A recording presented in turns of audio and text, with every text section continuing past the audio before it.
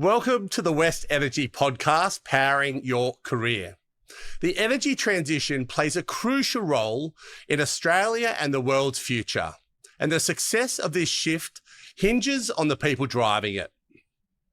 This podcast will interview a diverse group of energy leaders to provide valuable perspectives on career development, leadership, navigating the energy transition, and discussing strategies to manage mental health and wellness in a high-pressure industry. I'm your host, David Smith, the founding partner and director of West Energy and West Recruitment. With over 20 years of recruitment experience and a team that specialises in recruitment across the whole energy supply chain, we're really excited to bring you this series. Welcome to the West Energy Podcast, powering your career. I'm David Smith, and I'm thrilled to have Jennifer Hughes from Transgrid join us today. Thanks, David. It's great to be here. Welcome.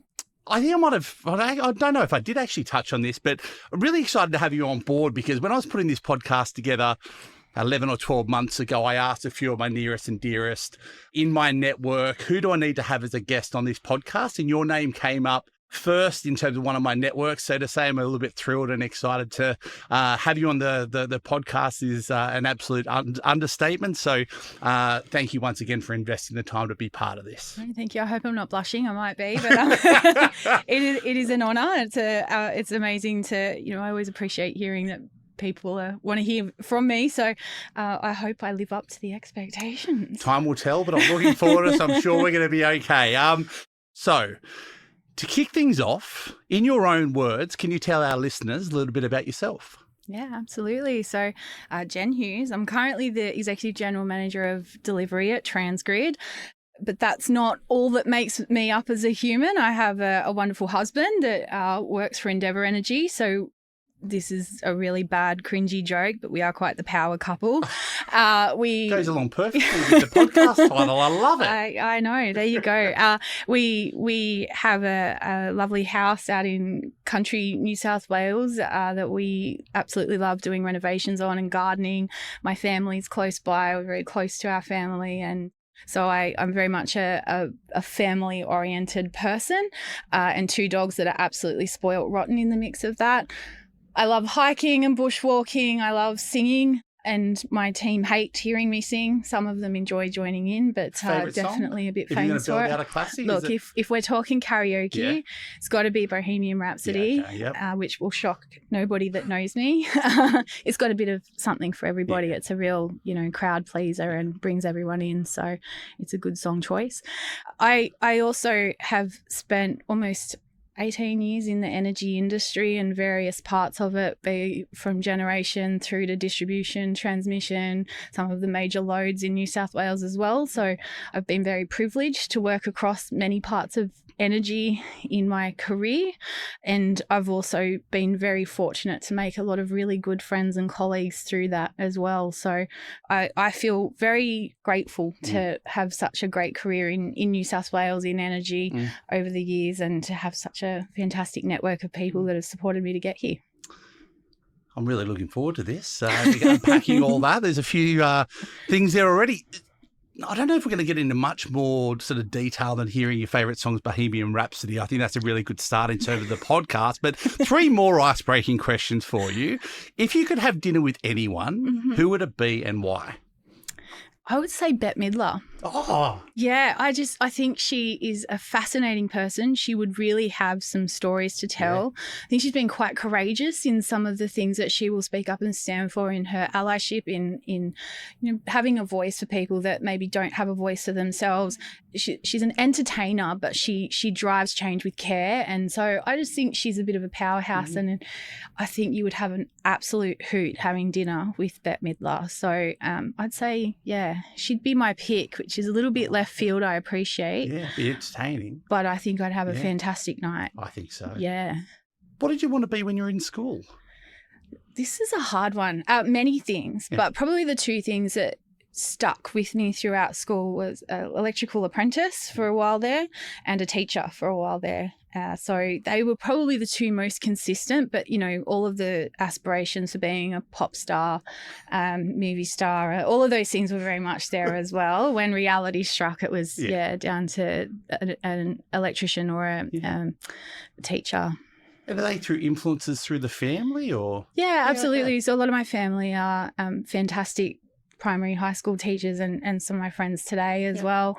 My dad's an electrician, so he was very much an inspiration for me in looking at different career options.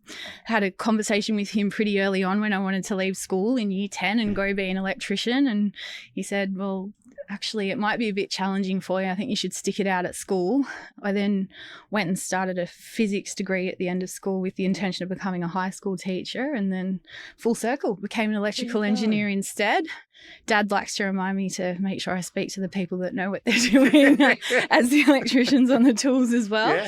But certainly that was I think a very formative part of me making some decisions on my way in my career was my dad and what I saw him doing in life. Awesome.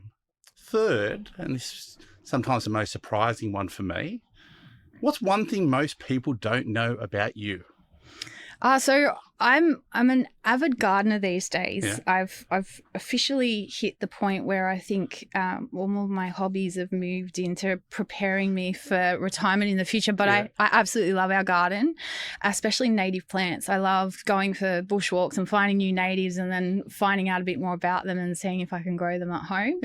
I love being able to landscape and sort of, I think the mix of the fact that it's a little bit scientific and it's a little bit creative, but it's nature, so it's chaotic creative and you kind of just got to roll with what you get is really therapeutic, but I enjoy it thoroughly. So that's probably my latest thing that's a little bit different that not many people would know. So do you have a green thumb? Like how are you going in terms of, because I don't, anything I plant I sort of tend to kill. Yeah, we've got a pretty good garden there. There's a few things that don't like me.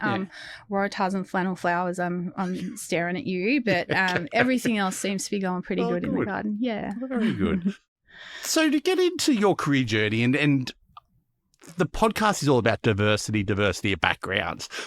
I've chatted, I think, with 7 people thus far, and we've had an accountant, a lawyer, a football player, a farmer, a marketer, who have all gone on to become executives within the energy industry. You're only the second guest who's had the electrical engineering background and then made obviously a very successful career of it.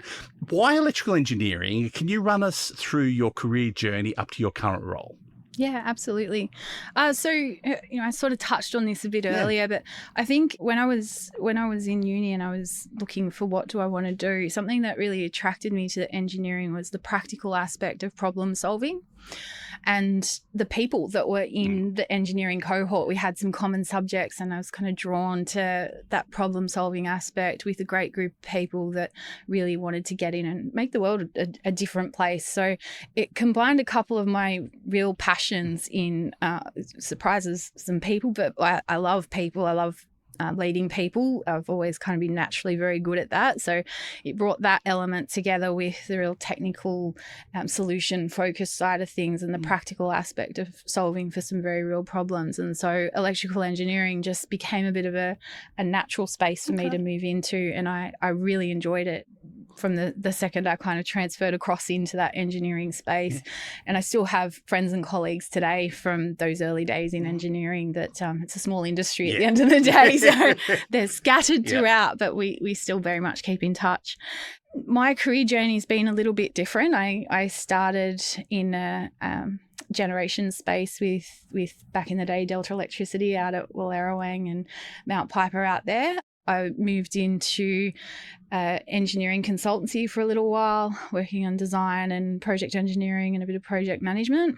And then took a little bit of a left field career break. I took a bit of time off. We had some stuff going on with family to help sort out. And during that time, I had a lovely lady reach out to me and say, hey, I would love for you to come and help me set up a bit of a business in plus size sportswear and do a bit of modeling and fashion designing and help her set up a business. So that was a bit of a left turn, but it was a really enjoyable one that I learned a lot from.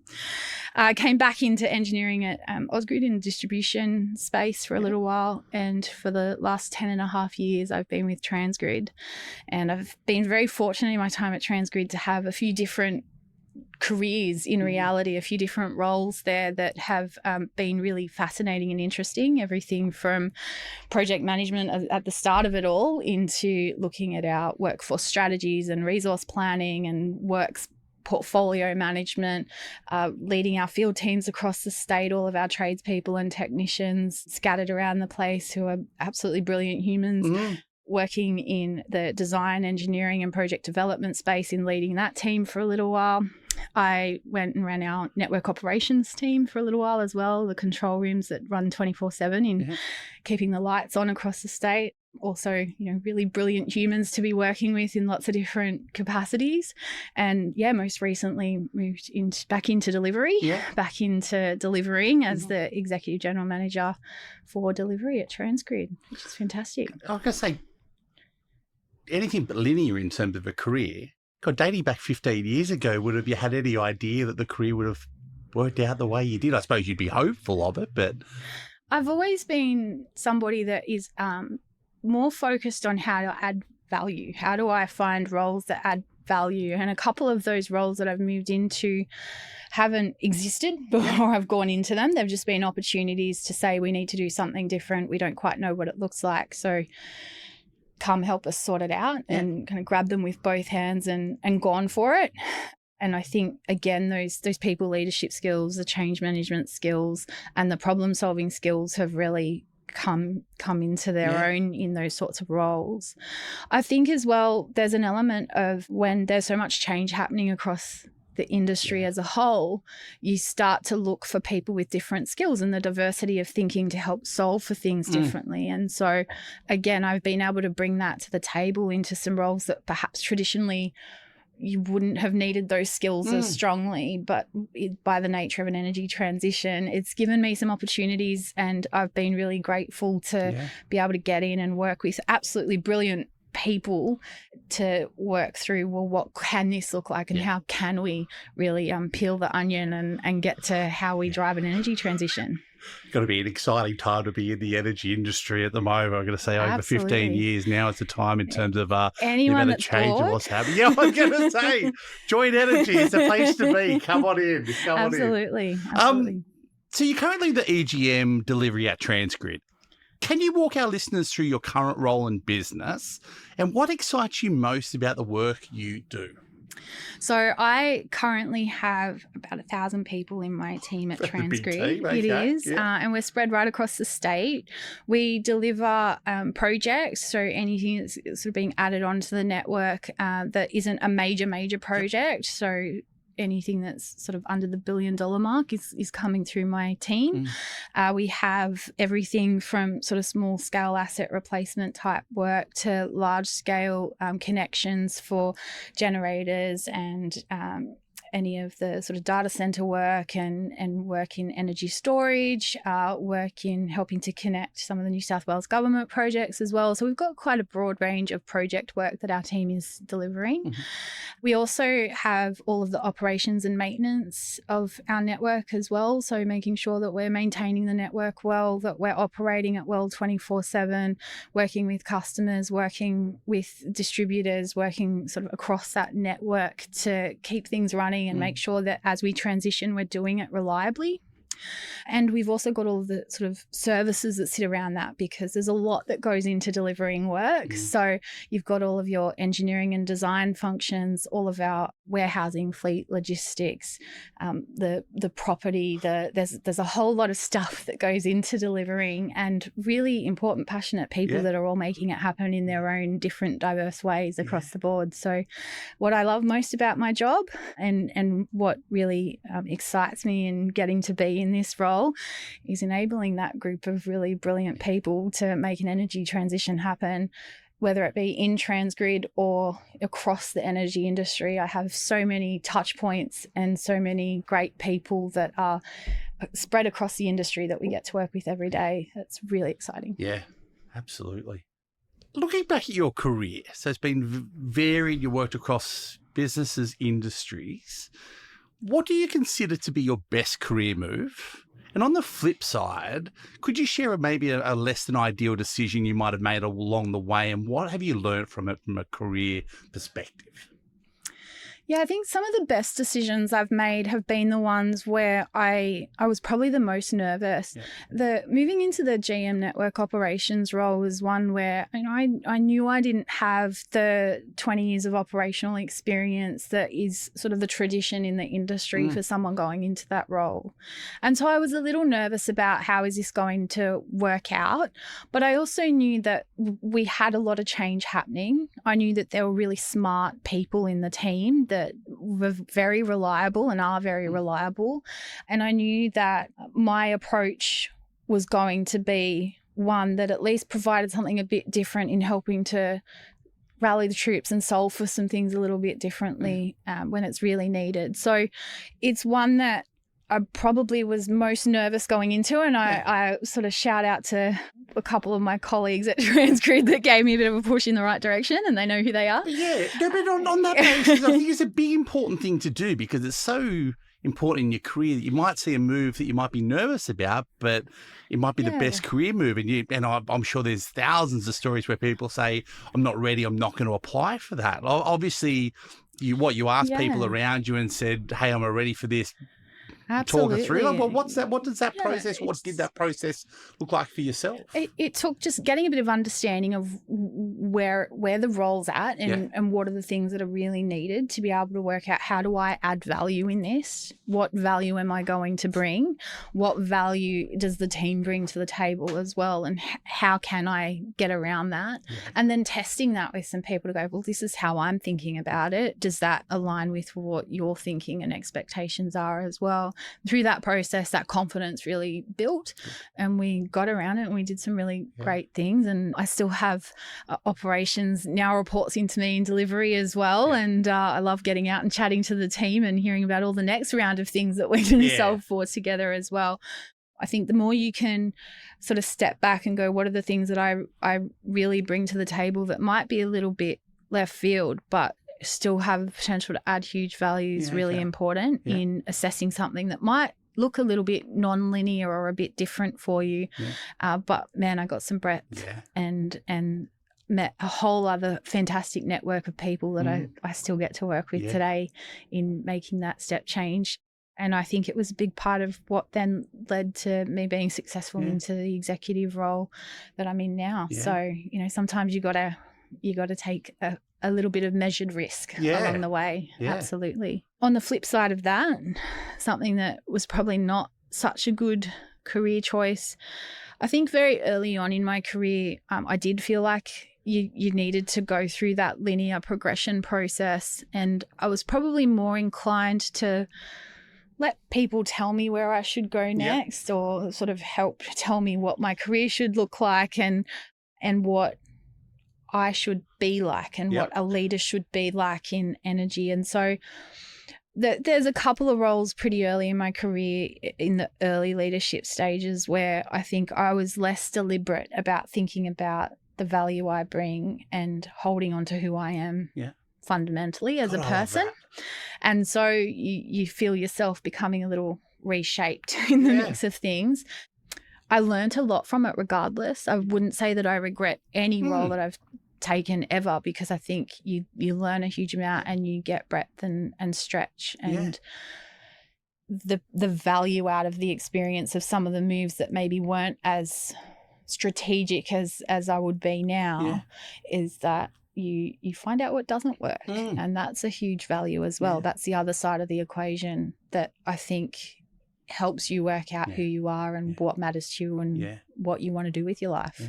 So you mentioned a few people that were instrumental in terms of bouncing ideas off. Do you have mentors? Absolutely. I have formal mentors and I have informal mentors. Have you always had them, or is that more a recent thing in terms of you getting to the EGM role? Or? No, absolutely. I've always been really passionate about having mentors and being a mentor. I've just think that the power of conversations is so immense. And you know, I'm cheating a little bit. We spoke a little bit earlier as well about the importance, especially when you're bringing more people into the energy industry, the importance of having real conversations about career development, being examples for others and using the examples around you to help you be better as well. It's absolutely critical. It's why I love what you're doing, because you're giving access to people that otherwise you wouldn't hear these stories. And so, you know, if there's something I've got to say that resonates with somebody and helps them feel like they could have a career in energy or a big career or follow a different path, then that's really powerful. I think that's what mentoring brings, and it's certainly what it's brought to me. I've been really fortunate to have a lot of people in my career that have been very impactful, be that from the ones that tell me I can't to the ones that tell me I can and should, to the ones that tell me I'm already doing it and wake up to yourself, and that let me test things and let me be very much myself and work through what Jen as an executive looks like, Jen as a leader looks like, Jen as a person at home looks like as well. It all matters. It all makes you who you are. Yeah, I think it's so important. Like I didn't have a mentor. I sort of at the age of 26 set up West Recruitment and went for it. No mentors. Myself and my business partner sort of jumped in his basement and said, okay, let's go. And we'll say a bit of good luck, maybe a bit of good management. We're still here today. But I think in time, I sort of worked out the benefit of having a mentor, someone who's maybe been there, done that, who can maybe give you that guidance, give you it helps so much. And I sort of talk to most people in their career these days. One of the biggest pieces of advice I say is get a mentor, talk to someone, out there. But I think to your point also, it's fantastic when you get to that point where you can mentor other people and impart your knowledge on to other people to hopefully help them grow and develop. Yeah, absolutely. I think I learn a lot through mentoring as well. So and that's what a lot of people say. Like, for both sides of that equation. It's not just a one-way process. You learn a lot in terms of being a mentor as well. Who has been the most influential person in your career, and is there a reason why you choose this person? It's hard to pick one. Okay. You know, I'll let you choose two or a few. Yeah, I'd probably say my dad very early on for the reasons I stated earlier. But I think throughout my career, I've had some really good leaders when I was a little younger. One of them works for me now. So shout out to Josh. He was a fantastic leader that gave me a lot of confidence, and he's now in my leadership team in delivery. I've had some fantastic mentors along the way, but I think, couple that stand out at the moment, like Craig Stallen and Marie Jordan at Transgrid have been fantastic. Michael Gatt, who's over at AEMO, was hugely instrumental in a few things for me early on in my career as well. But that's picking a few, and there's so many, so you always feel like you're missing lots, and I know I am. So just shout out to everyone, really. And some of the people that I've mentored as well that have taught me a lot about myself and about sort of challenging myself and my own perceptions on things as well has been really powerful too. What's the best career advice you've ever received? I think know what you want. Okay. Know what you want and be deliberate about going and finding that, especially when the path is not linear. Being able to step back and go beyond the technical, what are the things that you enjoy? Yeah. What are the things you definitely don't want? What does that mean for the roles that you take on? And what does that mean for the things that you say no to? And just really sitting in that and testing that continuously means that when opportunities come up to take on a new challenge, whether that be a whole different role or some part of a initiative or being a spokesperson for something, it gives you a bit of a lens to apply that says, is this something I want, or is it something that I can say no to and prioritize something else differently. So I love that answer. How do you do it? Like, if people listening to this, do you make notes? Do you just think it over in your head and look at it once every 3 months? How do you go about that process? I'm an engineer, so I have a matrix. It's not quite an Excel spreadsheet, but it's not far off it. Okay. And it is just a matter of just testing yourself every once in a while. A 4-box matrix that says what are the things that I love right now and need to have for my work and life and everything to work, and what are the things that definitely don't work, and then what does that mean for my decisions that I'm making. And it will change over time, but you just, especially when you're feeling like I need to make a decision about something, or I'm feeling a little uneasy about where I'm at and I want something different, take the time to just sit down and think about, okay, what do I want? What's shifting? Let's identify this and let's focus on it for a little bit, and then be deliberate in what you do about it next. You mentioned earlier, so you're now leading a team of over 1,000. You've got a diverse and very obviously very complex part of Transgrid, right at the absolute centre of Australia's energy transition at the moment. What's the best leadership lesson or skill you've learnt that's made you a good leader of people? Ask more, tell less. Okay. I think that especially when things are complex and there's a lot going on, the value and power of the group of people that have knowledge and diverse perspectives comes from asking questions. It comes from challenging people to think differently, but empowering them to tell you what they really think. Yeah. And so I think the more that you sit in a problem together and ask some questions of each other and really have that constructive challenge time, the more robust your solution is going to be, the better that solution is going to be, and the faster you're going to come to that robust solution as well. The power of that conversation that comes from asking really good questions, really listening to that answer, and then challenging yourself with those responses is immense. So I think that's probably the biggest piece for any leader is taking the time to ask more, tell less. I imagine it also empower your team as well, like in terms of getting them involved in all that as well. So it helps you, but also helps the team, helps you be a leader. Like, I don't know everything. Yeah. I just don't. You'd maybe like to, but I'd like to meet the person that does. And so absolutely, that's how you get the best value out of everybody at that table. I make sure I contribute where I do know things and where I am going to add that value, but I also know the limit of that value. Yeah. So yeah. So what are some of the challenges, and I presume there might be a few in this, what are some of the challenges you face in managing such a large team? So we're quite spread out. Yep. As much as I've got a great leadership team that exists within delivery and across Transgrid, people really want to see you all the time. And so finding ways to have genuine connection with people en masse can be quite challenging. I wouldn't say I'm nailing it, but doing things like weekly newsletters that are a bit more personable. We run monthly town halls where everyone can connect and ask questions and get a bit of information on what's happening around the traps.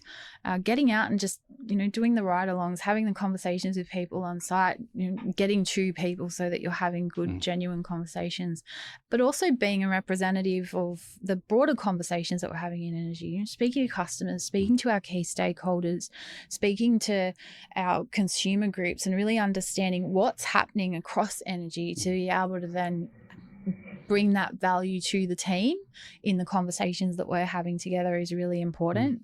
And being able to do that on a mass scale when there's a lot of rapid change happening around us can be a bit challenging.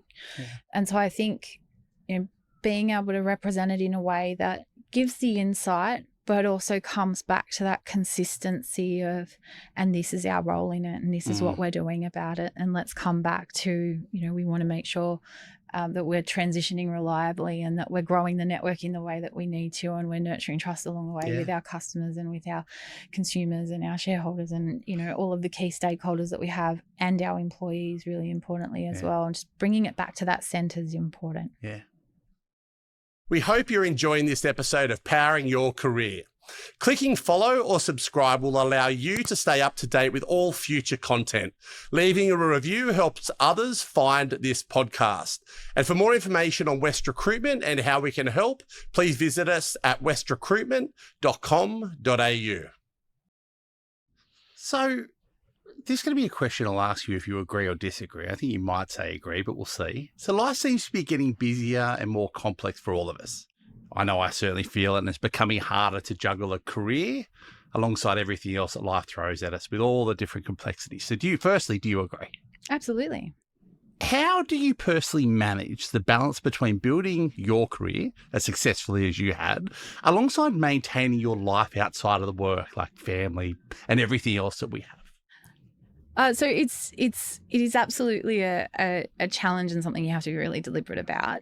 And I think early in my career, I wasn't so deliberate, and I did feel and find those signs of burnout along the way that come when you're just running at everything. And so, you know, depending on different circumstances, you learn different mechanisms to recognize your behavior when you're headed into something that's a bit of a stressful period, and do things that are preventative to be able to manage that stress, or that are also in place if it's a sustained period of stress and you know that you're heading towards that sort of space of I'm not going to be good here, to stop and then help build up that resilience again. You know, if we're in crisis response mode, that's a very different coping mechanism to the kind of normal, just large workload kind of things that are going on. And so everything from breathing and breathing patterns and helping you to manage in moments or in a prepared way when you're walking into something that's a important meeting, to how you plan your days and how you plan the breaks and the little micro moments for self to be able to reset and to be able to be ready for the next thing and build up that resilience bucket a little bit along the way, to the planned holidays, the planned breaks, the planned mini breaks on weekends where I go walking with friends, because exercise and catching up with friends is a good way to do a couple of things at once when you got limited time too, right? So, you know, you learn different coping mechanisms depending on what your circumstances are, but knowing yourself is again one of those really important things in knowing how you respond to stress and what your triggers and signs are, to then be a bit more proactive in how you manage it, not just wait until you're feeling it and you're burnt. And I say to my team all the time, like, I'm generally a pretty outgoing sort of a guy, and I sort of say to everyone in the team, and as soon as I go quiet, it's a time when I'm not okay or I'm stressed or check in on me. And it's funny, it's good to have those sort of signs, communicate those with people, but also I think know your own ones. One of the fantastic things, I did a McKinsey course a couple of years ago, and one of the things I shared was asking people out of 10, how are you going, and not needing an explanation for why that's their answer, but just giving people the space to say, I'm a 2 today, and you know that person's going to need a little bit of extra support and care that day, versus I'm a 10. I have someone in my team that insists they're a 12 all the time. That's just who they are. They're a very zen person. But I think, you know, the power of just the check-in is really important for knowing how your team is at. And again, it's asking a question, but it's also giving people a safe space to let you know without feeling the pressure of needing to explain it, and getting some support around them. And I think the other piece for me is I genuinely enjoy the people I get to work with, and I make sure I have a bit of fun, and that we balance what can be quite a stressful time with a little bit of fun along the way. And I have a wonderful family and husband that are also really supportive of my career, but I also don't want to take advantage of that. So I want to make sure I have time with them that's valuable and that impactful for their lives as well. So as a leader, how do you support your team in also finding the balance? Is it through lived examples, leading? Like, how do you help your team find that balance that we're all going through? Yeah, I think there's no silver bullet to that, but conversation is important, and an ongoing conversation. Those check-ins are really important, and different people deal with stress differently. Their signs are going to be different. So just having that as a conversation of, hey, what does it look like when you're stressed? Not when they're in the middle of being stressed, but at the right time. And then how can I help you when you're in that space? And how can you help me if you see that from me? And just working that out together means that when you do need to help, when they do need that, it's valuable, it's impactful, and it's something that's going to resonate and work for them. Everyone is a little bit different. Some people are going to love to hear that they look a bit crap today and they might need a bit of help. Some people are going to throw something at you, and so you just it's always helpful to know. It's always helpful to just ask, and most people are very responsive to that, because it's genuine care. You know, we all care about each other. Absolutely. So we talk about mental health and well-being on every episode of this podcast. When we've caught up, you've been very open with me about some of the challenges that you've had in your life and with family over the years. If you're comfortable, can you share more about that, and how has it shaped the way you lead and now look after your own well-being? Yeah, absolutely. So in my family, my sister has some mental health challenges, and so growing up, I've always sort of had this different lens on mental health based on seeing her experiences of life and seeing what is and isn't available for her in ways of support and community, and having people around her that understand, because mental health is something that, especially, if you go back 30 years ago, that understanding just wasn't there. And so I think that's given me a bit of perspective that I'm very grateful for. And I think that on the mental health front, it makes me really happy that it's a much more accepted conversation now to be able to bring your whole self and be able to say, well, actually, this is going on for me and I might need a bit of extra support, but I also know what it is and I can talk about it and I can be a bit of an example of that for others. I've had times in my career where I have hit that point of kind of burnout. Being able to talk about that even is important, because it gives the example of we're all human and we all need to be able to acknowledge that sometimes we get it wrong and sometimes we need to assess that, learn from it, and the more we share about that, the more we might help somebody else through that as well.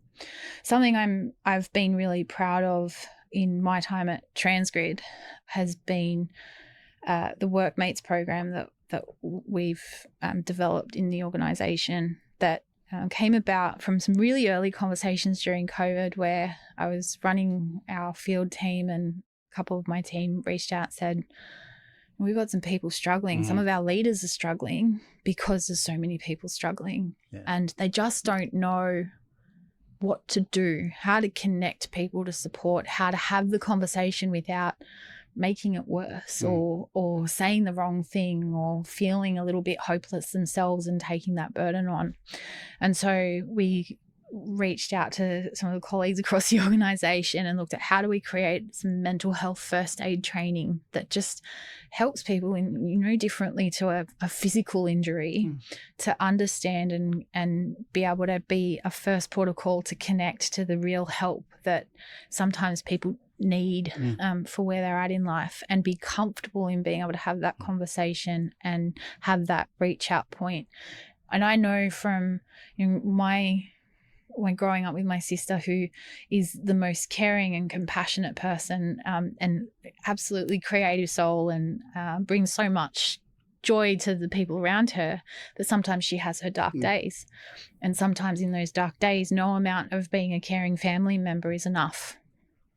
And you just got to be able to get the help and you got to be able to get the right help. And so I think the stigma around kind of mental health fading is really important, because it means that we're getting the right help for people, and that they're going to be able to live a better life as themselves, as this part of who they are, but it's not everything they are, and be able to manage that and have a support network around them that understands, and that can only be a good thing. What do you do in terms of maintaining your mental health and wellness? Like, do you have any, you mentioned obviously the bushwalk with friends, like, is there one or two things that you do that support your mental health and wellness? Yeah, absolutely. Walking's a big part of it. I think something about, I like bushwalks near waterfalls in particular, something about water and nature and just kind of reconnecting with nature around us, but also the friends that I get to go on these walks with, spending time with family, just actually having genuine, valuable time together. Gardening for a bit of solitude. Sometimes you just need to be in your own head and process some things, and gardening's really good for that. And sometimes you just need to belt out a good tune. I'm definitely getting this theme around the singing here. I'm going to say we're going to have to do karaoke at one point, but So they're all the sort of self-help things, but I also, along the way, I've had times where I've reached out to professional help, especially when I've had instances where I'm supporting others, and I want to make sure that I'm doing that in a way that is the best way I can.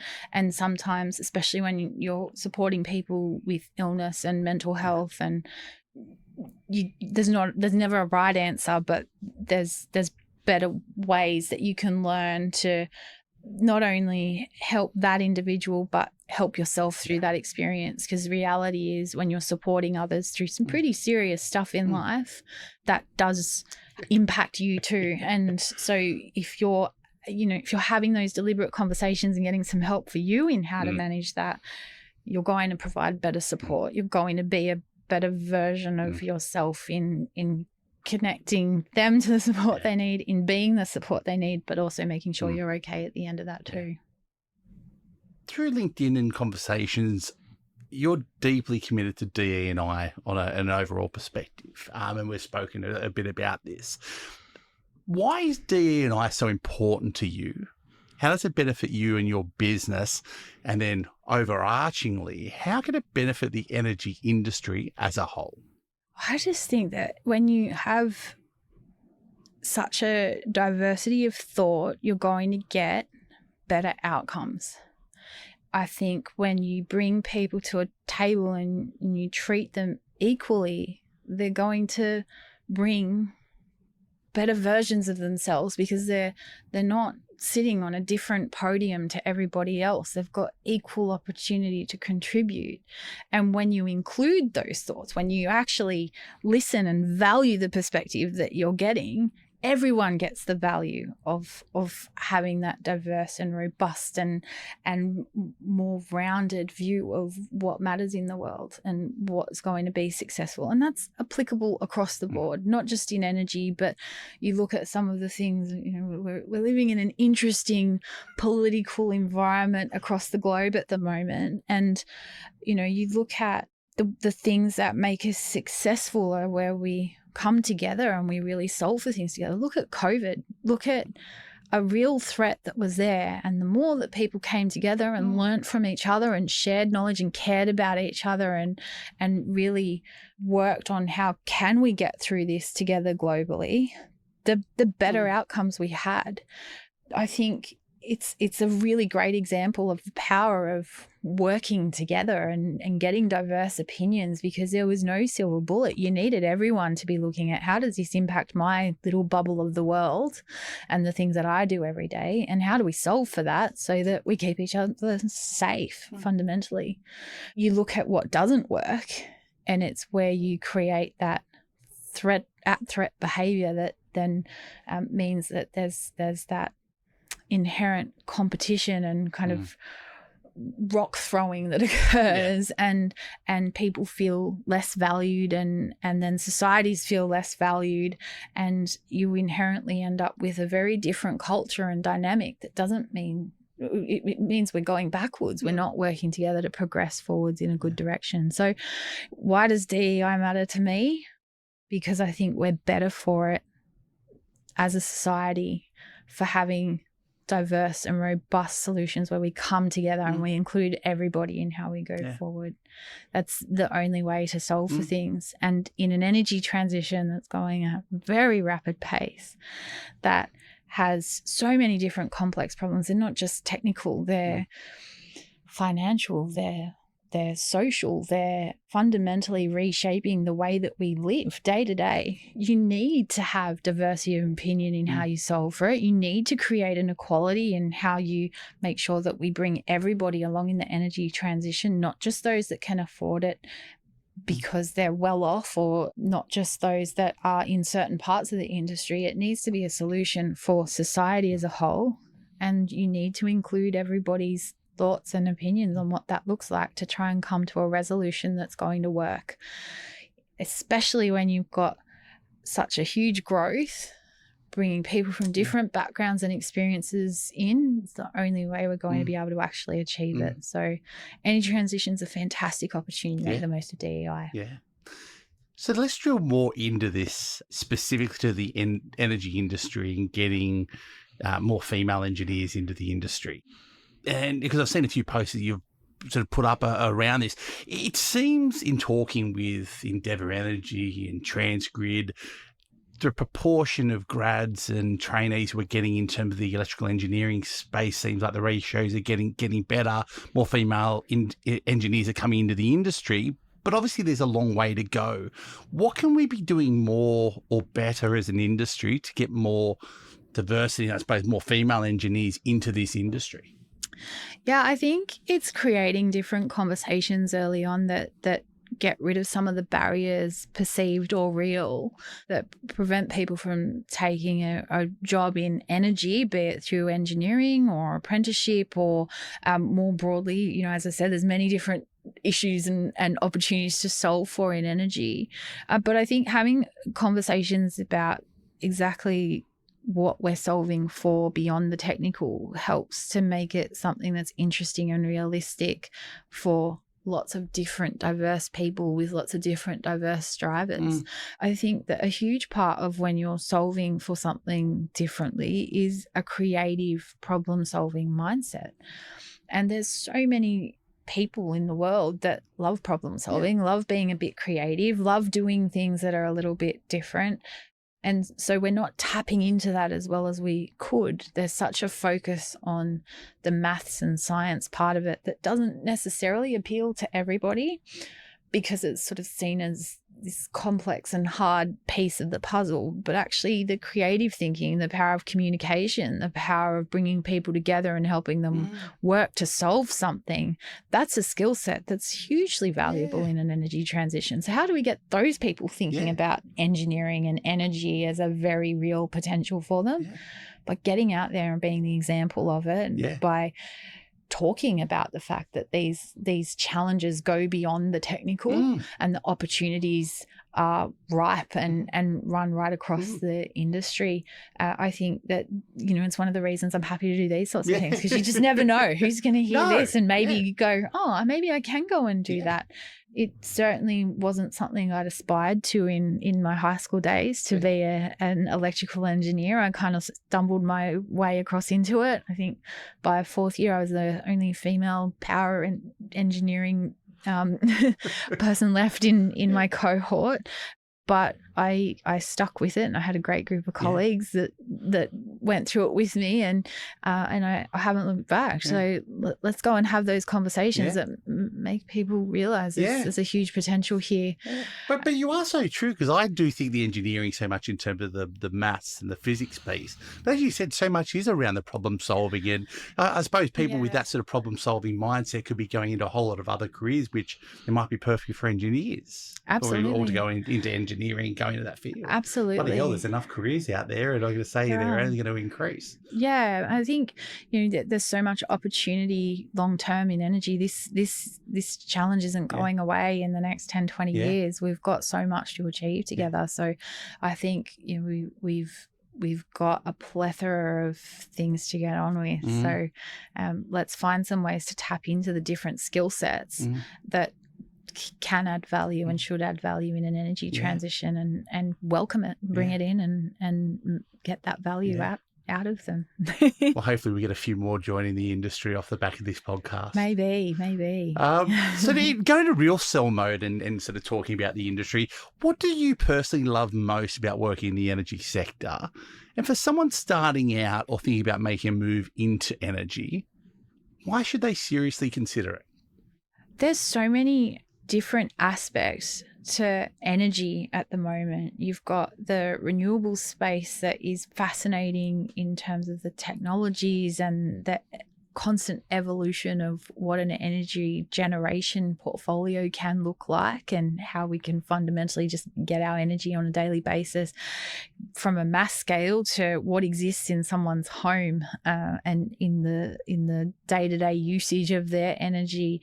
And so there's a huge amount in the technology space that evolves over time. There's a huge amount in just fundamentally looking at how does it all work together, and what does a transition look like from something that's sort of looked one way for many years into a very different energy ecosystem in 10 years' time, and the pace of that change. There is so much to learn every day. And if you're somebody that's bored, as I said earlier, by your day-to-day, believe me, there is no shortage of things that I learn every single day in being in the energy industry. The challenges and opportunities are massive. I think you get to work with really brilliant people across the industry to solve for those challenges and opportunities. And there is no silver bullet right answer. It's going to require many different components to make energy work. In that, you inherently have a lot of different diverse perspectives that need to come together, be it the policies that enable a transition to happen, the communities that are impacted and hosting energy, be that generation or transmission networks or distribution networks. There's such a plethora of opportunity to find ways to better involve communities in the way that we go about solving for energy transition as well.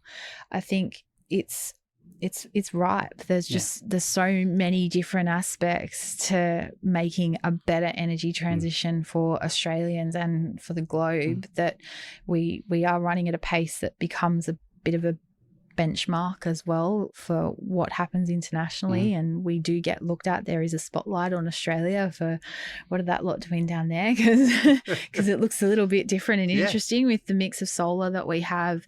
It's a little bit different to what you see more globally in the energy space. We certainly work closely with some of our colleagues internationally to be fast followers on the things that are working for them as well and learn from that.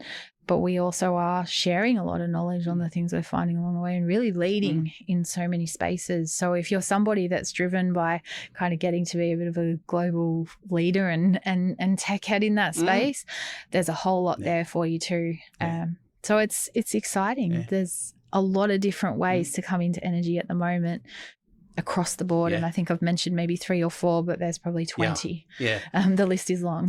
Well, one of the, and I hope you don't mind me sharing this sort of in previous conversations, how you sort of highlighted Marie Jordan, obviously having such an extensive career overseas, that she identified that she wanted to sort of come to Australia, work in the market here based on what we were doing. And it's amazing that, like we talk in this podcast about people coming into the industry with no experience, but to hear stories like that of people seeing the sheer opportunity and the pace of change and what the opportunity here in Australia is pretty cool. Yeah, absolutely. She's come across from the States. She was retired at the time and went, actually, this looks interesting what they're up to in New South Wales, and I'm going to go and see what I can do to help for a little while. Just, interested and keen and a very keen mind, and has this sort of been there, done that side of things from her experience in the States in particular. So she's been fantastic to work with and for over the last few years, and it's been really interesting to get her perspective on just how fast the pace of change here is, and some of the challenges that are a little bit unique in Oz that I think we sometimes lose a bit of sight on, being the island that we are, albeit a big island. It's always great to get that perspective of what's happening outside of Oz and where are we really leading. And there are some pretty big areas in the renewables space and the pace of change towards renewables that we really are leading. Let's sort of lead into that spot. In your view, what does the Australian energy industry need to get right, and what challenges do we need to lean into to ensure a successful transition or transformation, as some people on the podcast previously have liked to have called it? I think part of the challenge that we've got is just how much is happening at fast pace. The more we can focus on how we bring the solutions together and the kind of interfaces between the many moving parts, the better we'll be.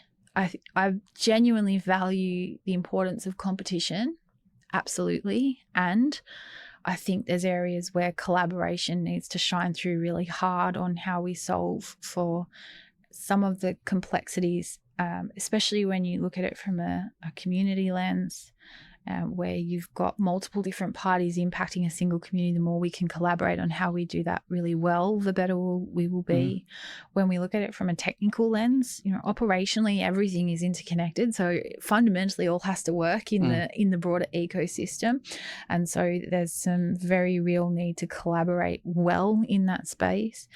In the policy space, what are the regulations that we're going to need to change and improve over time? There's a lot of work happening there already, but they all take time. And so the more that we collaborate and find good solutions and work together on that so that there's timely solutions, the better we'll be. And I think the more that we can share a good, consistent message on what an energy transition needs to look like, the better. Yeah. The better. Yeah. I think we can be very confusing as an energy industry for anyone looking in. And we don't necessarily do a good job of the narrative on what's truly required, but also, again, asking those questions of what do people want to know rather than what do we want to tell people, and how do we engage in conversations and answer those questions really well. That's another area where I think the more we collaborate, the better we'll be. Yeah. So I don't think I gave you the heads up on this to bring your crystal ball along today. I'm going to hit you with a bit of the crystal ball thing. What do you think the Australian energy industry might look like in 5 years' time, or 5 years from now? And what does it look like in 10 years' time? I think in 5 years' time, we'll have a couple of big projects completed, which will be really good milestone to hit on having some confidence in what the broader solutions look like. I think it's going to be an interesting road to get to the next 5 years, because I think there's a lot happening concurrently, and so that reliable transition is going to be really important and interesting to see how we go. I think it's going to be an industry that has settled a little bit, that there'll be a bit more certainty around where we're going in 5 years, or at least I hope so. In 10 years' time, I think we start turning our attention a lot more into how we become more efficient, how we settle what has been a rapid growth period into a more sustainable energy future, in how we continue a transition and how we make it work better. If I look back, and it's always good to learn from history on what might happen going forward, you look at the kind of 70s and 80s, and there was this big growth period. We were building big coal-fired generators everywhere and all of the transmission network that interconnected to it. We knew what our load growth looked like. We had some certainty, but we had a big boom of things going on. And then we spent probably 20 years perfecting it, working on the little 1%ers along the way to then become a really efficient process for how we run a network, how we run an energy system holistically, how we get certainty in what does it look like to provide energy day to day.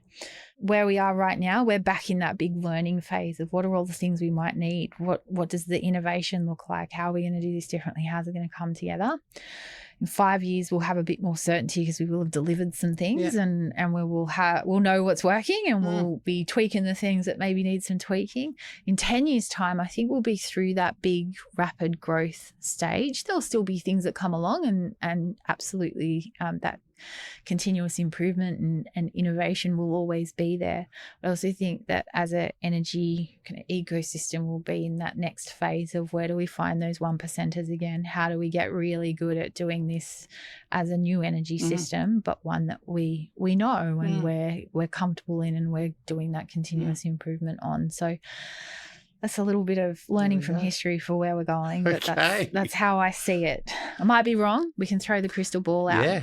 Well, it's going to be on the internet. We'll be able to look back in 10 years' time, 5 years, and see where we are. I'm going to regret this greatly, aren't I, Dave? Yeah, not at all. Well, I hope not anyway. I thought that we were going to be all good in 10 years' time. Well, I hope so. I hope the momentum of the government gives us a path forward, that we can continue the momentum of where we've been and where we're going. I think one of the worries I had in terms of the government was a big change in terms of where we were going. And I think, hopefully we get that momentum, and the momentum continues to build.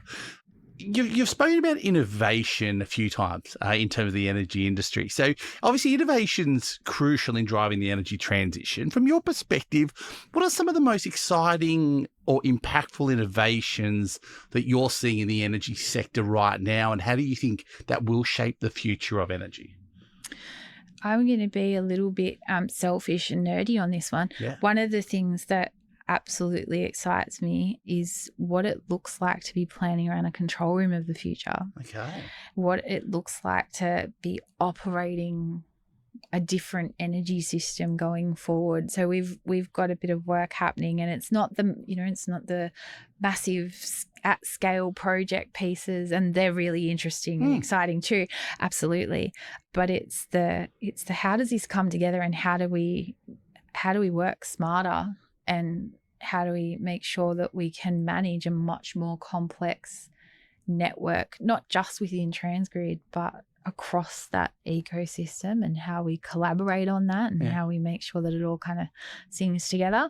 That's one thing that I think there's huge potential when you think about AI, when you think about just the fundamental system improvements, the complexity of having so much data available, which is really exciting in terms of being able to really understand what's happening on a network, but processing all of that and making the most out of that and getting the most value out of that visibility, so that you fundamentally are improving the risk management of a network, the safety of a network, reducing the constraints that we have, maximizing the use of it. There's so much opportunity in that, and we're kind of starting to peel that at the moment, and looking globally at what others are doing as well.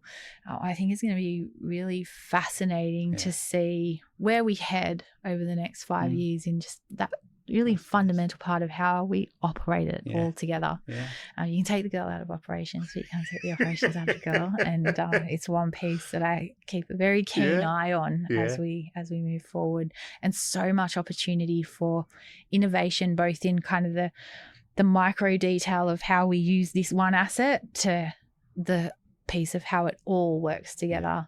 It's going to be fascinating. Yeah, it's been an interesting few years, and I'm going to say the years ahead, I'm going to say it's going to be a ride. We've covered a lot today. We have. I've thoroughly enjoyed it. Thank you so much for sharing your knowledge, your experience, your insights. Met a few guests. I can see why you lead such a big team. I can see why your team would be engaged in your style and a lot of the stuff we've covered today. So I've thoroughly enjoyed our conversation, Jen, and thanks for being part of this. Likewise. And as my marketing team always says, if you like the podcast, please subscribe and share it. Jen, thank you once again. Thank you. It's been an absolute pleasure, and I love what you're doing. Keep sharing the good stories. Thanks for listening to this episode of Powering Your Career with David Smith. Join me next time as we talk to energy leaders to provide you valuable perspectives on career development, leadership, navigating the energy transition, and strategies for managing mental health and wellness in a high-pressure industry.